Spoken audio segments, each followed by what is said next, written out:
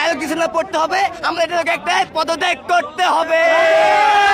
শিক্ষামন্ত্রী একটা বিবেকহীন মানুষ, ও যে পোল্ট্রি মুরগি বললে আমরা হাঁটু পানি পার দিয়ে কোমর পানি পার দিয়ে মাথায় বৃষ্টি নিয়ে পরীক্ষা দিতে গেছি, উনি তাও বল আমাদের পোল্ট্রি মুরগি। ওনার কি বিবেক নাই যে আমরা আসতে বলেন না? উনি এই পরিস্থিতি দেখতেছে, দেশের পরিস্থিতি দেখে উনি আমাদের পোল্ট্রি মুরগি বলতেছে, উনি তো বিবেক নেই ওনার,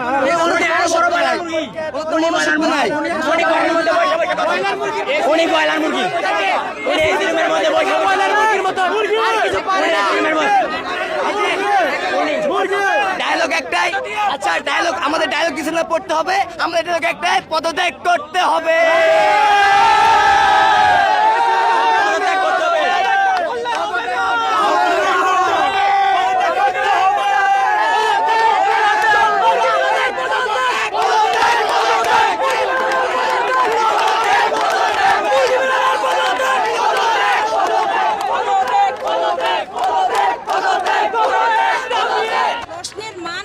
প্রশ্নগুলা বাচ্চারা বলতেছে এগুলা উদ্বাসে বা বিভিন্ন জায়গায় কোচিং সেন্টারে পরীক্ষা দিছে যে কোথাও এই ধরনের প্রশ্ন আসে নাই।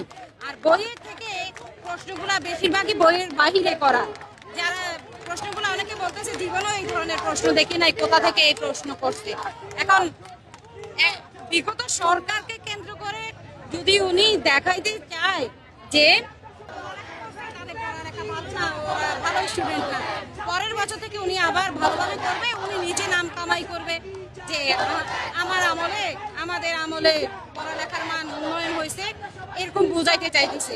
কিন্তু এটা করে লাভ নাই, এটা করে এই লক্ষ লক্ষ বাচ্চাদের ভবিষ্যৎ নষ্ট হবে। 3টা বাচ্চা অলরেডি আত্মহত্যা করছে, এটা কি উনি এই দায় কে নিবে? রাষ্ট্র নেবে না মিলন নিবে? বলেন, আপনারা বলেন। এবার 3টা বাচ্চা যে আত্মহত্যা করলো, এইটার দায় কে নিবে? হ্যাঁ, অবশ্যই পদত্যাগ দাবি করছি। যে প্রশ্নের ধরনই বোঝে না। এত বছর আমেরিকা থেকে, লন্ডন থেকে উনি পড়ালেখা করছে, ডিগ্রি নিয়ে আসছে, কিন্তু বাংলাদেশ সম্পর্কে জানেই না।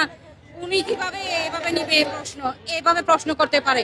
উনি আগে শিক্ষার মান উন্নত করতে হবে, কলেজে ক্লাস হইতে হবে। কেন বাচ্চারা কোচিং এ ছোটে?